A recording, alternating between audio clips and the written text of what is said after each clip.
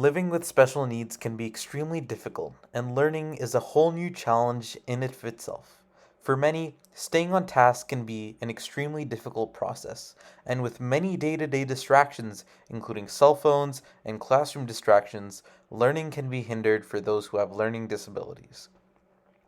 Working with our co designer, we were able to understand firsthand what it's like to live with a learning disorder. Sometimes focusing and trying to pay attention simply doesn't work, and trying to communicate that with teachers or adults is a daunting task.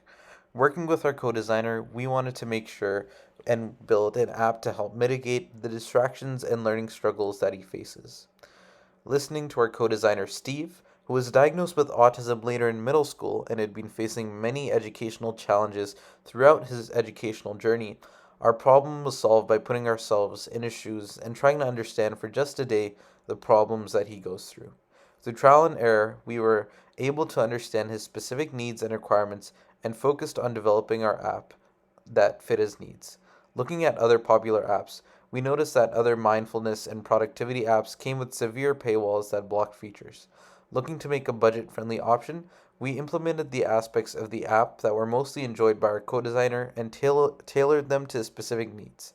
We built a text to speech generator in which our co designer was able to enter any sort of text and then press a button which would read out that text to him in a certain pitch or frequency or volume that he chose.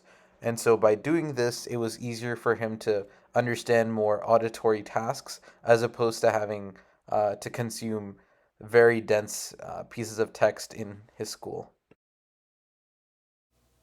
Now, let's just take a look at the back end of the coding and the design process. Now, for the first month, it was very difficult to firstly learn how to make the back end, front end, and use different APIs to develop our app. At first, we used Visual Studio Code and eventually moved on to Android Studio, but using a mix of both, we were able to learn effectively and use HTML and JavaScript. Now, some of the problems coming from a Java background myself, it was a bit difficult learning new languages, and especially with the time crunch of school, extracurricular activities, and working with our co-designer, our our terms of using different APIs and features were a bit difficult. However, using the resources provided and using support from our team and as well as other resources, we were effectively able to create a working app. However, this wasn't easy, and we had to utilize different resources such as Code Academy, Free Code Camp, and just working and asking peers online, such as Stack Overflow. However, after 2 months, our first iteration of our app was complete, and after thorough testing and working with our co-designer, we were effectively able to create our final prototype of the app. Due to the very difficult task, and as well our first time doing something like this, it was very difficult to adjust and to perform our duties making this app for our co-designer. However, taking a look at the final product here, let's go over some of the features.